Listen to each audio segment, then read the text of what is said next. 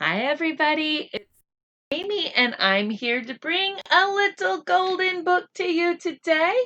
Today's book is Rumpelstiltskin, and the book is written by it's a Grimm's fairy tale, and it's illustrated by William J. Duggan.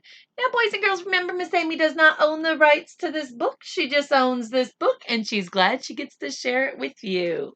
All right, let's crack that golden spine, and let's read Rumpelstiltskin.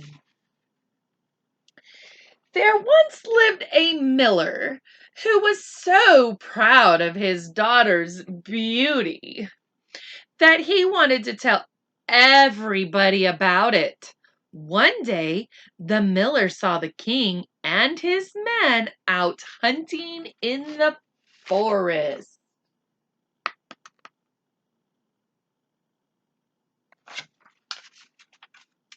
Now, the king was young and handsome, and the miller told him about his beautiful daughter.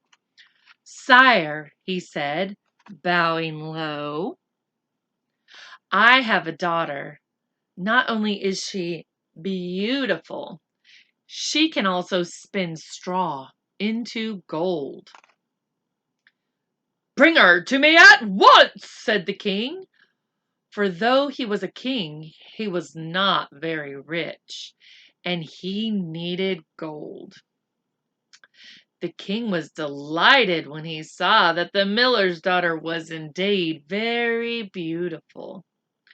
But he remembered what the miller had said, and he wanted her to spin a roomful of straw into gold.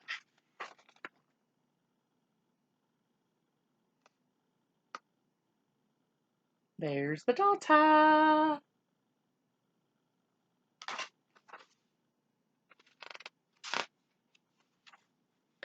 The king took the miller and the girl to his castle beyond the forest. When they arrived, the miller's daughter was locked into a castle room. The boastful miller was to be held a prisoner until the king had all the gold he needed. Sounds like he got him and his daughter into some trouble. The miller's daughter saw that her room contained nothing but a chair, a spinning wheel, and a pile of straw. "You have until tomorrow to spin this straw into gold," said the king. The miller's daughter had never in her life spun straw into gold, nor did she know how it was done. She looked at the straw, and she looked at the spinning wheel, and she thought of her father, and she burst into tears.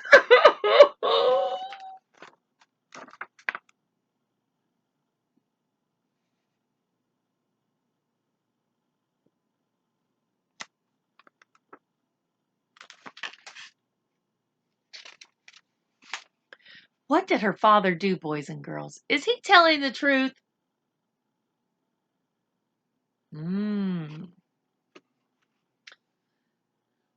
"Why do you weep, Mistress Miller?" said a voice.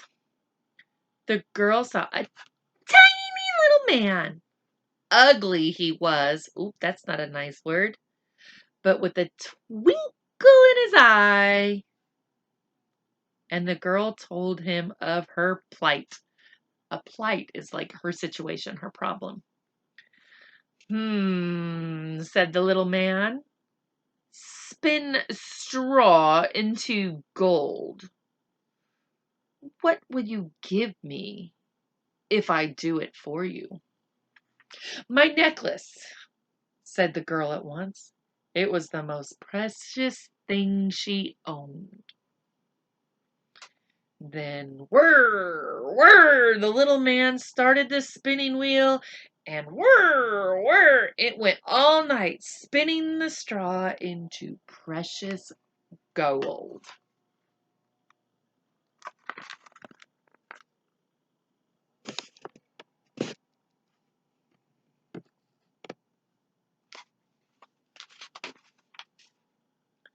By morning, every piece of straw had been spun into golden coins, and the magical man had disappeared. The king was so delighted when he saw all the gold that he decided he must have more. Uh-oh. Sounds like the king's getting a little greedy. Guards! Fill the room with twice as much straw as before.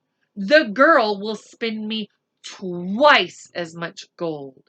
Once again, the miller's daughter sat alone in the locked room and looked at the huge piles of straw. Once again, the girl burst into tears. And once again, the little man appeared to help the miller's daughter. She gave him her ring. And whir, he spun the straw into precious gold. Oh, said the king the next morning, if you will spin me one more cartload of gold, you shall be my wife. Oh no, ladies, I don't think I'd want to marry him. He sounds like a greedy Gus and only wants to be greedy and make himself happy. Not a man I'd want to marry. Nope, nope, nope. Now the girl was very pleased that the king wanted to marry her. What? Are you kidding me? She actually wants to marry this man after he tortured her? Anyways, moving on. But how could she pay the little man this time? I have nothing left to give. She wailed. Nothing when the little man appeared. And the little man said, if you will promise to give me your first child, I will do it for you.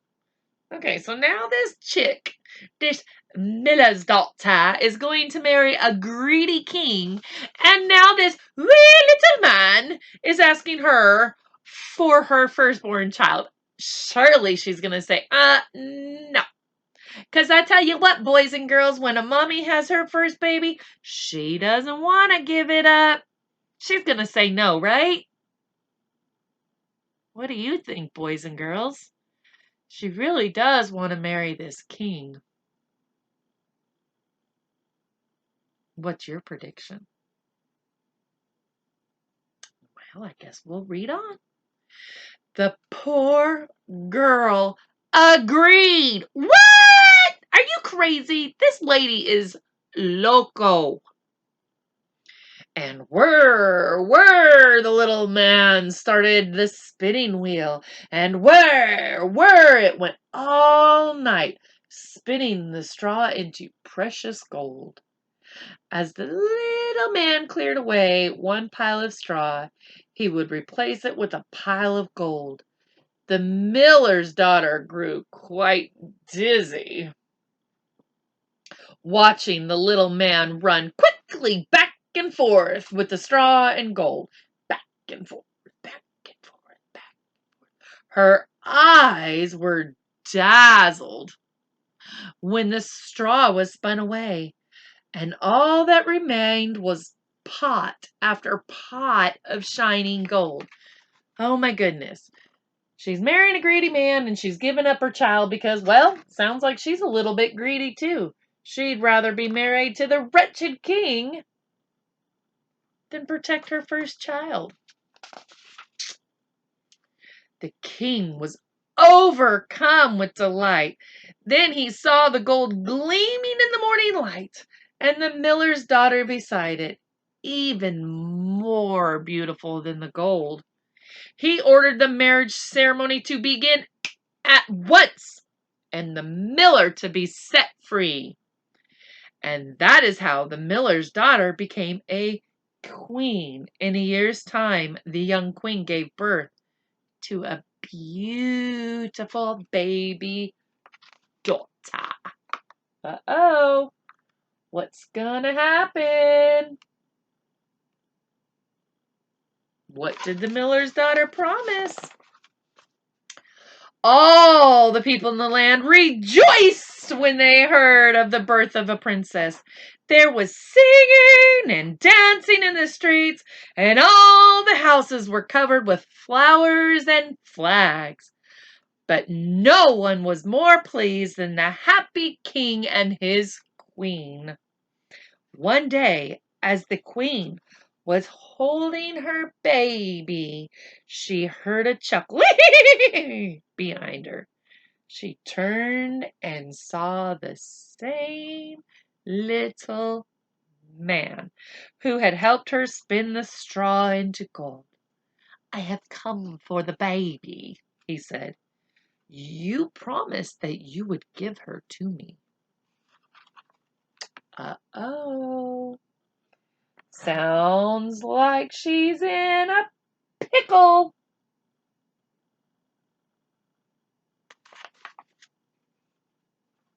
Dun, dun, dun. Oh, how the queen wept.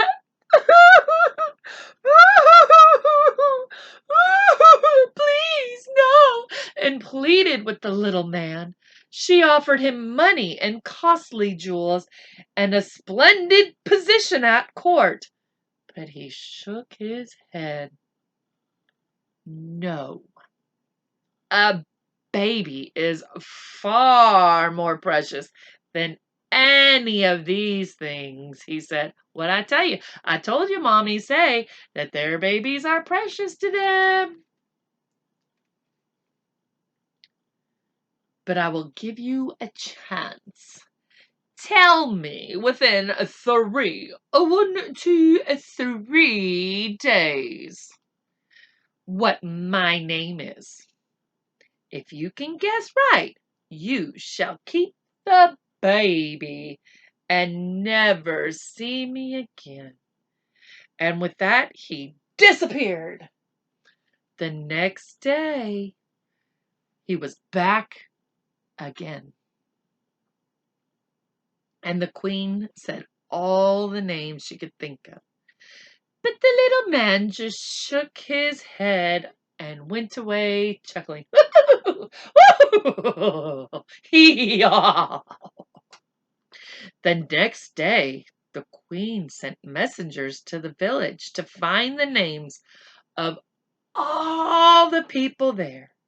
She said them to the little man when he came, but this little man just shook his head and went away chuckling.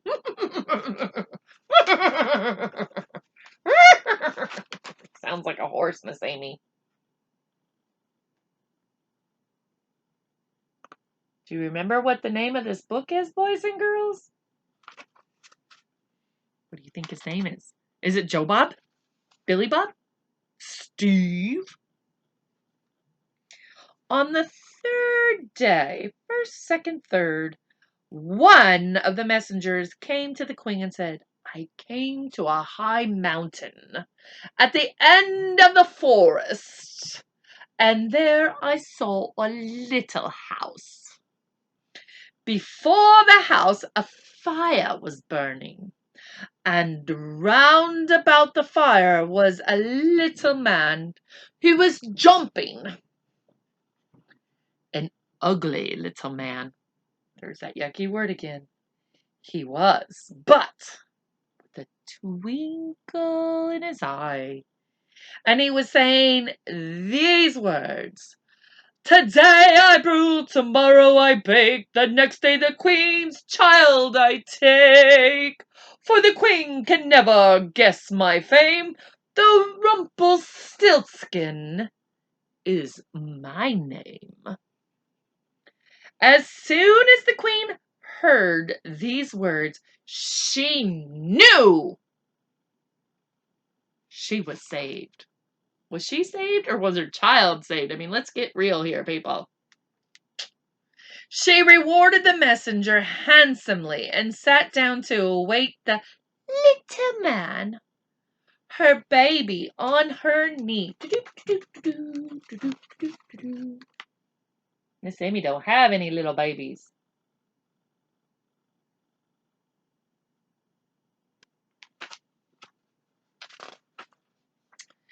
The little man appeared, and the queen began to say more names to him. Harry and Perry and Willem C. Morrissey and Peterkin Hopewell Jones. But it was none of these, as the queen well knew, and the little man held out his arms for the baby. The queen began to rock her baby to and fro, and then she said, "Why then, perhaps your name is, could it be? I think it must be Rumpelstiltskin." Oh, how angry that little man was. "Someone told you! Someone told you!" He screamed in a rage. He tore at his hair and jumped and groaned, and then he started to stomp his feet in a very, very angry way. And do you know, he stamped so hard that he stamped himself right through the floor, and he has not been seen again from that day to this. Oh, Rumpelstiltskin threw a little fit, didn't he? He threw a tantrum. So the king and queen and their little daughter, and of course the miller too, all lived happily ever after. The end. So there's a few things I'd like to point out about this story of Rumpelstiltskin. In the first part, the miller, he lied. There was great consequences to his lies. Not only did the miller have to go to sit in a prison or in jail, locked away, he sealed the fate of his daughter to go in and be locked away to do something she's never done. What might have happened had Rumpelstiltskin not come around and helped the miller's daughter? See, when we tell truths or untruths, when we tell fibs and lies, there's consequences, aren't there, boys and girls? The second thing is, when you are making a deal with somebody, you should never offer something you don't have. See, when she gave her necklace, which was very precious to her, she at least had it to give. And when she gave her ring, she at least had it to give. But she didn't know what it was going to feel like when she promised Rumpelstiltskin her firstborn child. You see, when we get greedy, we often do things that we wouldn't normally do, boys and girls. So we have to make sure that we don't get greedy and we don't promise something we don't have. But one positive thing I guess I could say about the miller in Rumpelstiltskin is he had faith that it was all going to work out well. And it did. So don't ever give up. But just remember, it's not good to lie. And don't promise something you don't own. All right, boys and girls, this was kind of a long video, but it was one of Miss Amy's favorite stories that she likes to read about, and one of her favorite characters. And I'm so glad I got to share it with you. And if you're watching this before you're going to bed, good night and sleep tight.